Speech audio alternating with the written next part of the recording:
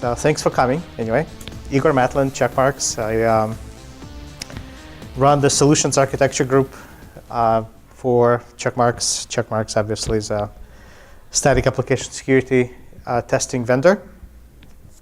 And so we're going to talk about DevOps today, and we're going to see where security fits in a DevOps. All right, so everybody here is DevOps, familiar with DevOps? Yeah, things? Okay, we'll skip a couple things, but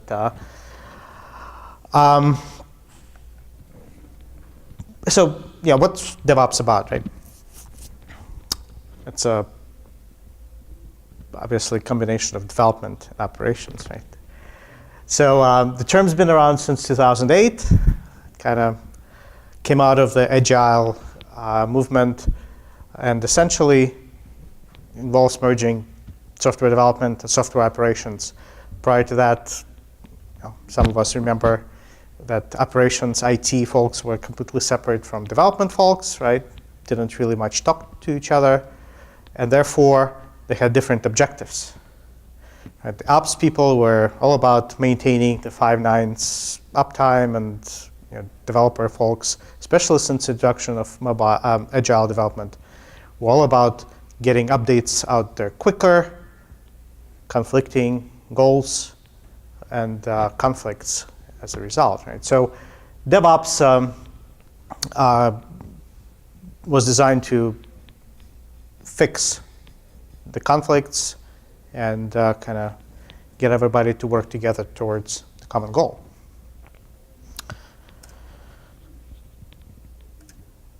Right? So since we're talking about putting security into DevOps, let's talk about some of the technologies that comprise application security testing. Right? SAST, static application security testing, checking application without executing it, running it, source code, analyzing it. Who's familiar with SAST? Me. Dynamic application security testing, running the application, trying to break it, sort of a automated pen testing. A relatively new entrant to the market is the interactive application security testing. Sort of a combination of both. There's an agent running with the app while the app is being executed either through manual testing, integration testing, or by DAST, actually. Runtime application self-protection. Again, the agent, typically as part of the runtime, looking at the application, sometimes not just generating reports back to development, but actively protecting the app, returning errors, exceptions, etc. Web application firewall, a perimeter fence around the app, looking at HTTP requests coming in, or there was some other request, API requests coming in, making sure that these requests don't match known attacks. And final, but last but not least, is a software composition analysis. Some folks, like my employer, like to call it open source analysis. So you'll see references to both in the application, making sure that your components don't have known vulnerabilities. Anybody heard of Equifax? No? That's important, right? Oh, guess what? Out there in the whatever area where vendors are, what do you call it? Anyway, you're going to find vendors for all of these technologies. It's interesting, isn't it? I guess these must be important for AppSec. But who can name some of the vendors? So obviously, Checkmarks isn't SAST. But what about DAST? Anybody? AppSec, but they're not here. Rapid7 is here. And AppSpider. IAST. Contrast. RASP. RASP actually bailed on the second day. They were here yesterday with a very nice drink chit sponsored promotion. Anyway, I actually looked at the list and I looked at the vendors around the room. It was kind of cool. So what are the building blocks of DevOps? Right, you have development, you have continuous integration, meaning we check code in, we always build it, make sure that your master branch is always ready to go. Right? No bad code in there, not buildable code. We have continuous delivery, making sure your application can be packaged and again, ready to be deployed. Now, CD can also refer to continuous delivery, which is a step up from continuous deployment, which is a step up from continuous delivery. Deployment means we build it, automatically put it out in production. Kind of scary. Who does that? Who does continuous deployment? No? I would be scared, to be honest. But people do that. And in fact, people go even beyond that, right? It's, I'm old school. I grew up as a developer, right? And I kind of stopped development, crossed over to the dark side about 12 years ago. Back then, we didn't do much for continuous things. It was also mostly waterfall. Okay, and of course production, right? You deploy, you run, your folks from your prod team take care of the application while in production, support it.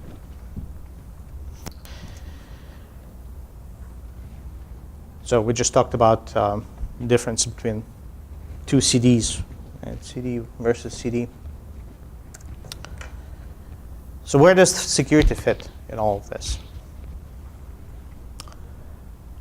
Starting from the left, and we all like to start from the left.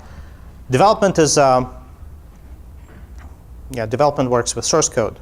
So static application security testing is the natural fit here, right? Once we move into CI, and we move into automated builds, things like quick incremental SAST or static analysis come into play. Open source analysis comes into play. As you build, as you run your NPM, it pulls in modules. Your Maven pulls in components. Open source analysis or software composition analysis becomes key. It's the right time to check that. When the application is done, work with IAST and DAST and things that work with running app. And of course, in production, it's WAF and RASP. So we, as vendors, right, AST vendors, have customers who kind of do all sorts of different things. So I want to get a feeling for the audience. Which of these do you do? Who wants to volunteer there? WAF. WAF. That's it? And DAST. And DAST? Okay. Well, that's, I think, is a more traditional way, right? You do your pen test or DAST, and then you try to protect it with your WAF. And we can talk about why that's a good start, but typically not enough, right? You, as the development kind of cycle accelerates, you want to take care of development security vulnerabilities earlier, right? In fact, sort of evolution of development, right? Not really DevOps, but development in general, and DevOps, is to go from waterfall to agile to kind of lean development, or as a special case of agile, CI/CD, deployment, and operations. Now, continuous operations is scary. Continuous operations means every small code change automatically pushed into production with no downtime, right? I haven't personally seen anybody do that. Have you? I've only read about it. Like I understand that if your application is deployed on Amazon Lambda, right? Then you can switch out little tiny things, and you can work with continuous operations. But I haven't seen it done. However, the theme here is that things become faster and faster and faster. Right? Faster turnaround on features, faster updates. Don't wait for software to be perfect. Kind of push it out. Let the users sort it out. And as we move into more frequent updates, any disruption to this cycle becomes very costly, right?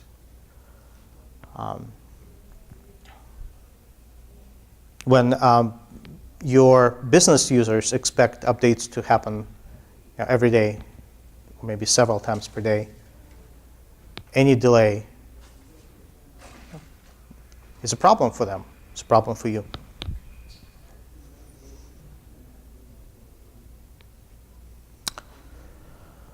So here's the slide that if you actually are to take pictures of my slides, well, they're going to be uploaded on the website. But if you are to take away one thing from the talk, is that the further your project is on the Devops scale we looked at before, good timing, taking pictures, by the way. This is the slide. This is the slide. Right? The earlier you should start security testing, shift left. And the idea here is kind of the same as with quality control, right? QA. We used to have a QA team, right? There isn't a QA team that sits in a separate corner of the office anymore, right? QA is integrated with development. We all expect developers to run unit tests, create software that doesn't fail tests. Why? Well, again, waiting for later stages to do your development is disruptive to this ever faster cycle of updates. So same principles actually should apply to security, right? When you do a test at the end of the development cycle, it's great. You can find your vulnerabilities, but that happens too late. If you shift your testing left, you're much better integrated with agile and fast development cycle. It is also much easier to fix security vulnerabilities before software is complete. Now, with quality, actually, if you find, I don't know, null pointer dereference in your final testing, right before deployment, I mean, what happens, right? You insert a check usually, and you can mitigate it pretty quickly. But if you find something like SQL injection, and you need to rework your app to do to use parameterized queries instead of just regular SQL, that's not a 5-minute project. That's not an easy task. That potentially can lead to substantial changes to the software. And obviously, the more you change your app, the more of your test cycle you have to rerun. So think of it as, in that way. Security, since security vulnerabilities can frequently lead to bigger changes to the software, you want to find out about them earlier in the cycle.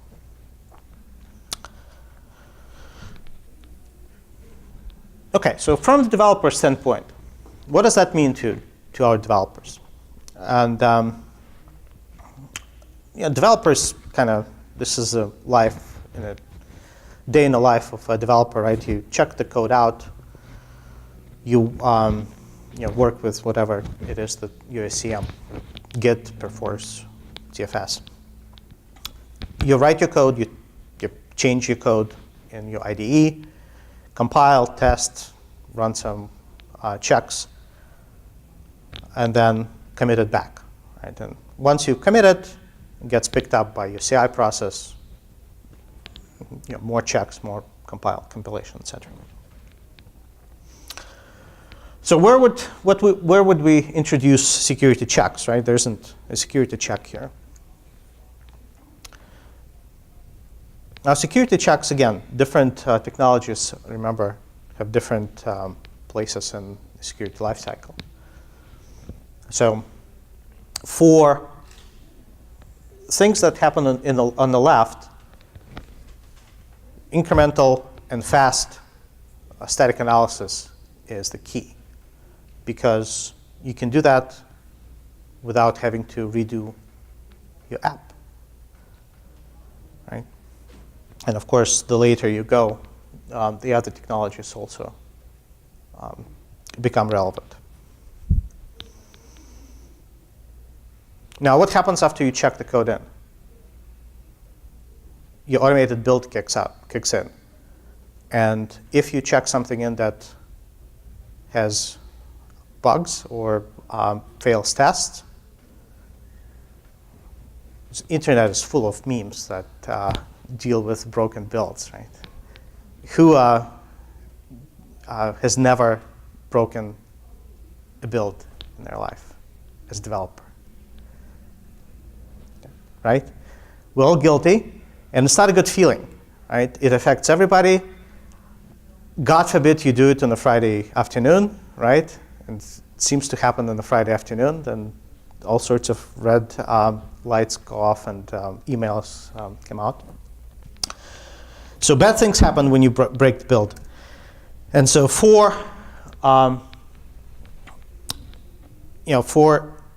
developers, like if you have medium-sized team, 365 developers, and each build breaks only a single build once a year, which is not a whole lot, but you have essentially a broken build every day. It's very difficult to maintain this agile development process when your builds are broken every day.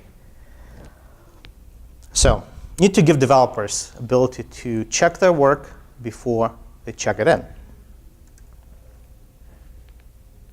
And that's also always been a problem with application security. Why? Speed and accuracy have been an issue with application security tools. If you have a large application, monolithic application, running static analysis on it takes hours, right? Maybe days if it's a large app. Clearly not a good fit. If you use a software as a service solution for application security, sending code off somewhere to be checked before you check it into your SCM, that's not a good solution either. Accuracy has been a problem. False positives, right? They happen. Sometimes they happen quite a bit. And of course, if you break a build, that's bad. If you break a build and it's a false positive, that's even worse, because there was no reason to break a build. So the key is to pick the right solution for you that addresses these two concerns, speed and accuracy. Otherwise, there's no shifting left. Otherwise, you're stuck doing your analysis at the end of the cycle.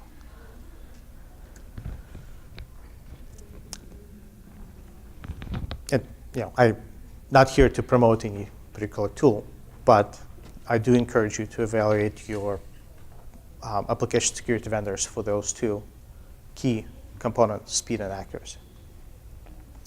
And after you're done with your analysis, right, and you have your results, what do you do with the results? DevOps is not just about tools, not just about people. It's also about processes and policies, right? So some of the examples, right? And again, what works for you is something that you'll have to decide, and maybe you guys can volunteer some of your experiences. But in a very common policy is to break builds for new vulnerabilities only. So you run a scan, you have your backlog of vulnerabilities that you maybe don't have to fix right away. And you say that from today, any new vulnerability is going to break build. Most AppSec vendors will let you kind of mark things as backlog. And if they don't use them. But yeah, most actually have that functionality. That's OK. Why? New vulnerabilities are more important to fix because you've already lived with the old ones, right? They are in the backlog. You supposedly look through them. There's nothing glaring. Address the new ones. There are not going to be that many of them. The developers can easily fix what's new. You can dedicate a sprint for drawing down on the backlog. Actually, that seems to work well for teams that, let's say, do security training, and then after that, dedicate a sprint, 2-week sprint on drawing down on the backlog. Have you done it with quality issues? You have or some other backlog issues? Same idea. You can add security tasks to regular sprints. Like let's address, I don't know, cross-site scripting in the next 2 sprints. Right? We have a list of, I don't know, 5, 6, 10, whatever it is. One of the tasks for a sprint is to get, again, works well after you've done some training. So have you have a, let's say, team member give a presentation on cross-site scripting. You develop a policy for dealing with cross-site scripting in your application. And over the next sprint or 2, you work on those issues. Why does it work well right after training? We'll talk about it on the next slide. But the key thing to remember is that policies shouldn't be rigid. They should be evolving. When you start application security testing, especially application security testing on code level, there's usually a lot of information for a development team to process.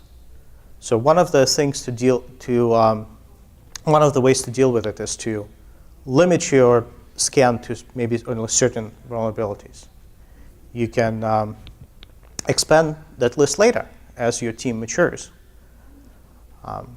So policies have to evolve. Policies have to evolve with new threats.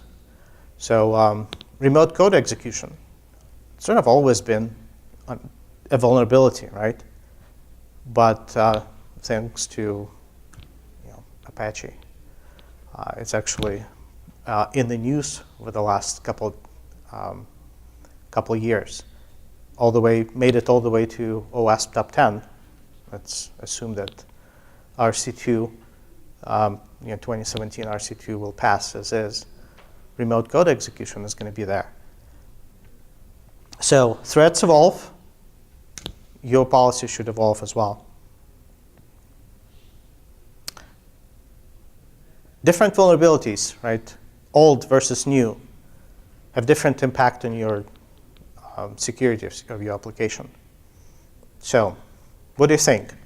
Is the new vulnerability more critical, or is the old vulnerability more critical? Both, one over the other. Actually, when it comes to vulnerabilities in your own source code, there might not be a big difference. The only choice is when to fix one versus the other. But when it comes to open source component vulnerabilities, older vulnerabilities are always more critical than new vulnerabilities.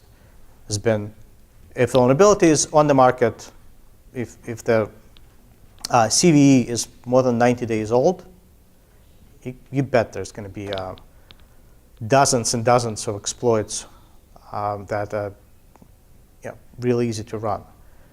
And so the older your open source vulnerability is, the more critical it is to fix it. Actually, also needs to be a policy for a development team.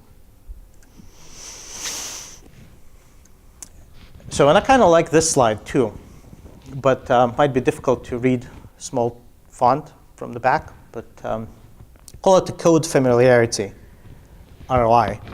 And it's, another reason why you want to run your tests early. Task switching is expensive, right? For developers, it's expensive. You concentrate on something, you are in it, your mind is in it, you remember what you wrote, right? And after you switch to a different feature, that quickly fades in your mind, right? So I don't know if it's really that bad, but certainly, it's not unusual to have to find a vulnerability in a code that was written by somebody who left, and no longer with the company. It takes twice as long to fix those, right? I don't know, 3 times as long to fix those. So, now remember this slide? Day in the life of a developer. The best place to start scanning is inside their IDE. Several solutions on the market to do that, right? They address speed and accuracy, 2 things that we discussed. They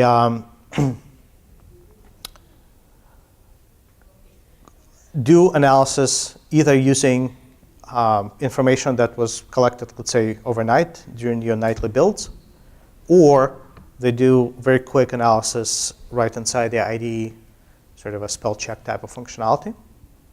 It doesn't replace your full-blown analysis, but it's a good start. You can run incremental scans on, again, using some of the tools. That gives you benefit of full, deep analysis and speed. And finally, right, a couple of takeaways. Security policy, right, that fits with your DevOps environment is key, right? We talked about some examples. Do some modeling on your app. Figure out what works, what's important for your app. Design security policy around it. Shift security left. The earlier you know about vulnerabilities, the better. Easier and less expensive it is to fix. There's quite a bit of older data on the ROI of fixing vulnerabilities earlier. I haven't seen figures that are more up to date, unfortunately. Would be very interesting to understand how that has changed with the introduction of microservices, for example, right? And newer languages, newer technologies, newer frameworks. Unfortunately, the data is that most of the industry uses is pretty old, but in some cases, the cost to fix a vulnerability after the application is released to production is about 80 times more than inside the IDE. And of course, don't forget about open source components. It's really important, really easy to forget to cover them with a security policy. We tend to concentrate on our own coding standards. Okay, don't do this, don't do that in your own code. But when we bring other people's code in, in the end, it's your application, right? Ask Equifax if anybody's mad at Apache. No, everybody's mad at Equifax, right? So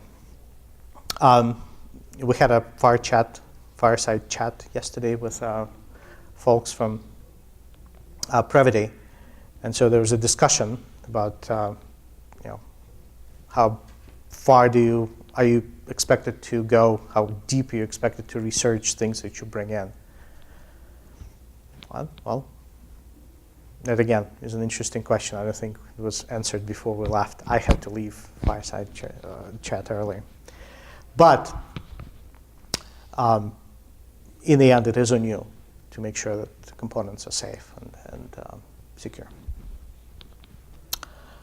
So my talk was going to be 30 minutes. I think we're at about 30 minutes, leaving maybe 10 minutes for Q&A, or anybody wants to share their experience with any of the technologies, or adding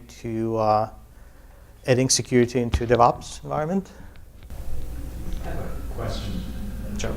You talked about the importance of policies being not set in stone, but living things. The organization that I work for, we have a horrible problem with the policies that we put in place. It basically depends on if you're finding new or it's in pre-existing code, and then everything feeds off of that. Do you have like any examples, or should it be on like a finding by finding basis? Like cross-site scripting has X policy that where you get to address it in such and such days, or like application criticality gets X amount of time versus like a less critical. Do you have any examples of those? So I think we typically start with threat modeling for the app, and criticality of the app is what drives relative importance of different vulnerabilities, right?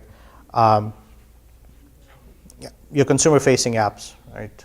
Your web apps obviously have much higher much higher emphasis on things that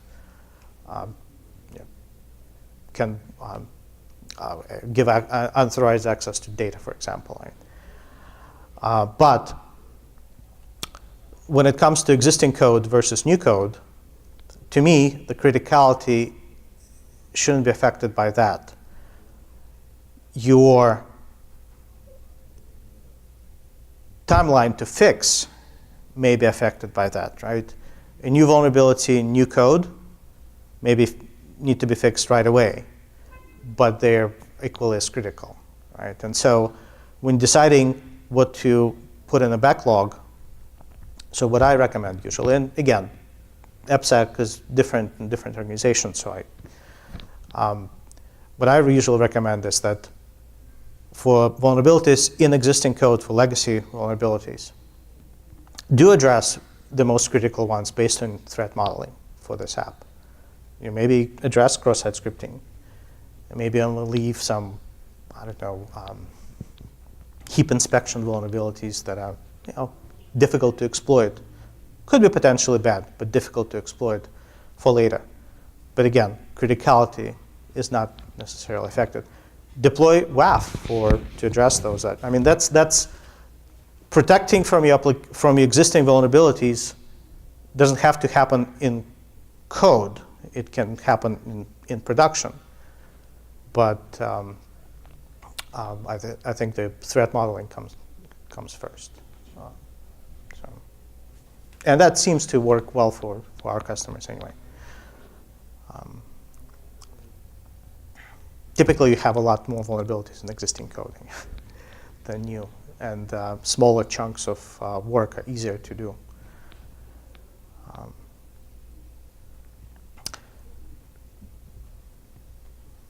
Well, thanks for coming, guys. I appreciate it. It's actually a last-minute substitution. I didn't even know what was expected, what was supposed to be here.